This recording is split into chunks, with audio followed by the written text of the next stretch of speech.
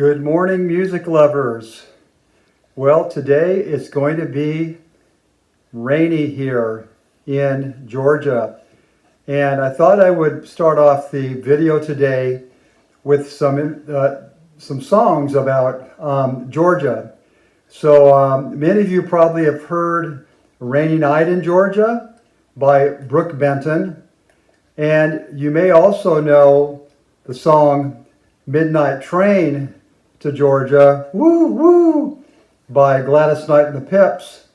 And then there's the state song, Georgia, by Ray Charles. When you come into Georgia from other states, there's a sign that says, Welcome to Georgia, I've got Georgia on my mind. But I wanted to introduce you to another song about Georgia that I think is right up there with Rainy Night in Georgia, Georgia, and Midnight Train to Georgia, and it's called Lonely Night in Georgia. You may have never heard of this song, but it's by a guy named Mark Broussard, who is from Louisiana, Karen Crow, Louisiana. And my wife and I, Becky, we've seen him in concert a number of times, and this song is fantastic. I definitely put it up there with the other three iconic songs about Georgia. So if you have a chance, check it out. It's a really beautiful ballad about him being away from his family and having to spend a lonely night in Georgia. So I hope that many of you watched the Frank Zappa video that we recorded last time with my friend Stan. And we did our Frank Zappa Top 5 Countdown. We had so much fun with that we're going to be doing another video soon, and we're going to be doing a deep dive into the album called Uncle Meat, which was the 5th album by Frank Zappa, and I still think they were just called the Mothers of Invention. So that should be really fun. So stay tuned for that. You'll probably see that in the upcoming weeks. But today I'm going to get back to the standard format for the show, which is looking at 4 albums that were selected at random using the random number generator. So the first one that I wanted to share with you is from Warren Zevon, and that album is called A Quiet Normal Life, the best of Warren Zevon. Now, this was a gold record. It was released in 1986, and it features songs from 1975 through 1982 that were pulled from just 4 albums. So, like I mentioned in a previous video, this is not that different from Buffalo Springfield, who had a greatest hits album just based on 3 albums. So I think Warren Zevon was hot during this time, and the record label probably believed that they could clean up financially. So they went ahead and issued this greatest hits. But after this album, Warren Zevon had 7 more studio albums. So he had quite a lot of gas still in the tank. Now, he died of cancer in 2003 at the age of 56. And he had a very challenging life in terms of being using a lot of alcohol and other drugs. So on this greatest hits album, or best of, he wrote or co-wrote the 14 songs that are there. And he has dastardly lyrics. I kind of liken him to a cross between Randy Newman and Jackson Browne, because his songs, the melodies are really nice in many instances, but the lyrics are pretty cynical or sarcastic. So that's where the Randy Newman part comes in. On this album, you're going to find David Lindley playing a lot of guitar, and Rick Marotta is also on the album playing drums. So a couple of the songs that are really great. The first one is Werewolf of London, which you may remember being featured in the movie The Color of Money that had Tom Cruise in it and Paul Newman. And then we have Excitable Boy from the album Excitable Boy, which has some really interesting lyrics. One of the songs that I really love a lot is Roland the Headless Thompson Gunner, which is just great. And then We also have Mohammed's Radio. On this cut, we have Lindsey Buckingham and Stevie Nicks both doing backing vocals. And this song, as well as Poor, Poor, Pitiful Me, were covered by Linda Ronstadt. As a matter of fact, Poor, Poor, Pitiful Me was a top 40 single for Linda. Another song on the album that's really great is Lawyers, Guns, and Money. And what you're going to find on this recording is the single version. So there are a lot of political references in these songs. For example, the song The Envoy, Roland the Headless Thompson Gunner, Mohammed's Radio. But perhaps my favorite tune on this best of is the beautiful ballad Accidentally Like a Martyr. And it's got the great chorus, which goes, we made mad love, shadow love, random love, and abandoned love, accidentally like a martyr. So if you haven't had a chance to listen to this best of from Warren Zevon, there's not a bad cut on this record. It's really great, and I'm a big fan of Warren in general. Okay, next up is the album Captain Jack and the Mermaid. This is from Meg Davis from 1978, and Meg Davis and this album are relatively unknown. It was somewhat difficult to find any information about her. This album was recently added to my collection, so it's a fairly new arrival, and it's on the Fretless label, which was headquartered in Vermont. Now, it has two album covers. The first one you see, here's the one I have on vinyl, and later they came up with a more elaborate cover. I don't know why they did this. Now, even though the music is traditional Irish and Celtic, Meg Davis is actually from Cincinnati, Ohio. And she was born in 1953, which was a great year because that's the year that I was born as well. Now, as I listen to Meg Davis, I'm reminded of a blend of Judy Collins and Joan Baez. And the arrangements on the album include bagpipes, mandolin, a penny whistle, and dulcimer. Meg wrote all the lyrics and the music, and she plays guitar, and she's self-taught. Now, unfortunately, Meg contracted multiple sclerosis in 1993, but she's still composing, and her influences are Joni Mitchell, Donovan, and Jethro Tull. And the music on this album is similar to Fairport Convention, Steel Eye Span, and Renaissance. The title song is dedicated to her brother who was lost at sea, and there's many songs here about the sea. One thing to note is that Peter Yarrow from Peter, Paul, and Mary was a big supporter and advocate of Meg Davis.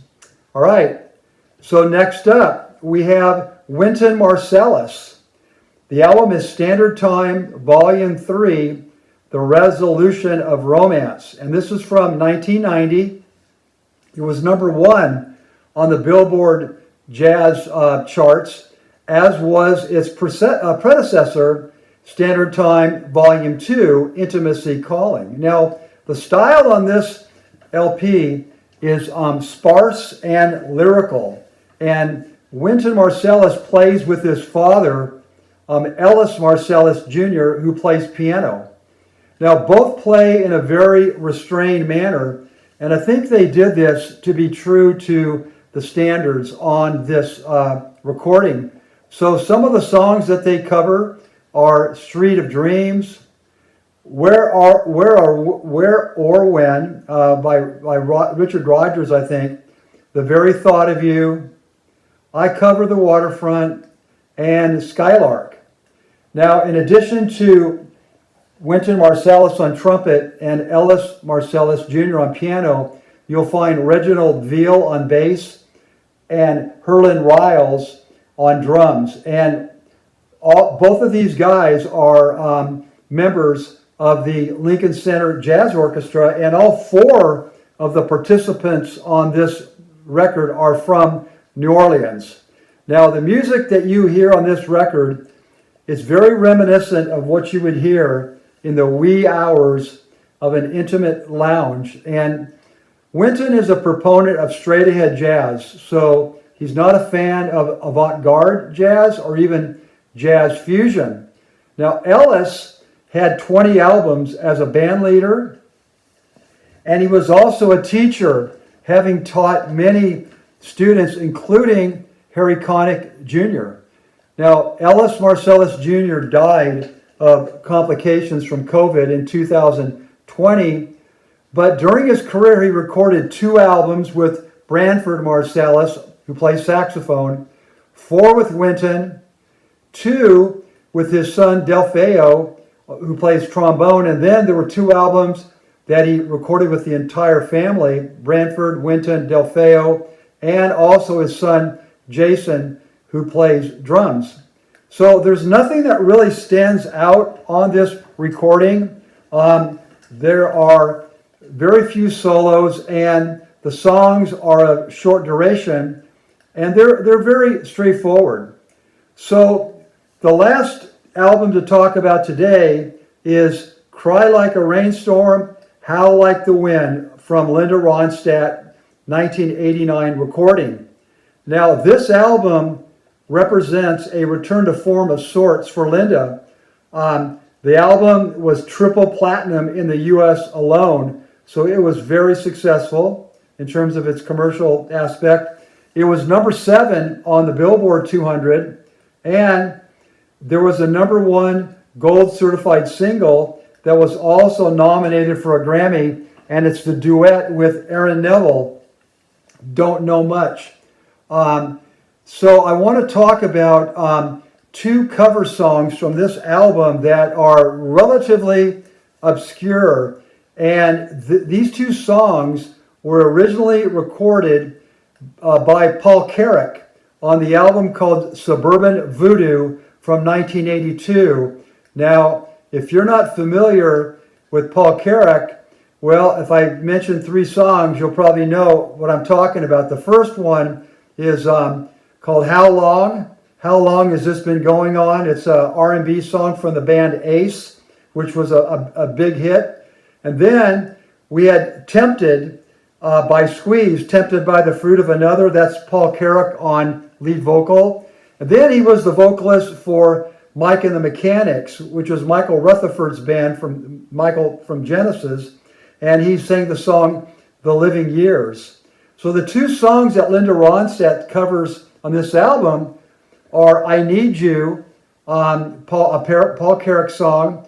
And interestingly, on Spotify, Linda's version has 300,000 listeners, but Paul Carrack's version on Suburban Voodoo has 581,000 listens. So it's possible that when people heard Linda's version, they went back to the original and listened to Paul Carrack's. Now, another song that is Paul Carrack penned that Linda covers is So Right, So Wrong. And Linda's version has 157,000 views on Spotify. Paul Carrack only has 7,000. So apparently no one's listened to this song much. Maybe Linda's version really wasn't all that compelling for them to go check something out differently. So I mentioned that this was a return to form. Let's talk about that. So what happened is, before this album, Linda did 3 albums of standards that were originally recorded in the 1920s to the 1950s. And those albums were What's New, Lush Life, and For Sentimental Reasons. And all 3 of them were collaborations with Nelson Riddle. Now, I want to tell you that I got to see Linda Ronstadt with the Nelson Riddle Orchestra do all these songs at the Universal Amphitheater and in LA. And what was very cool is before Linda came out, Nelson Riddle and his orchestra, they were doing a lot of theme songs from movies and television shows. And they played my all-time favorite TV theme song, which is the theme song from Route 66. So that song has the piano playing triplets, nice melody, and then the strings come in, and this is while the guys are driving in their Corvette across the country. So if you have not heard that song, check it out because it's fantastic. Now, in addition to all of the standards that Linda did at that concert, her encore was Desperado by the Eagles.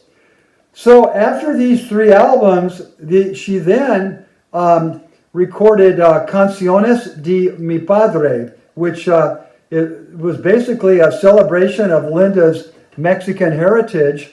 And the album is all Mexican mariachi and ranchera music, and all in Spanish.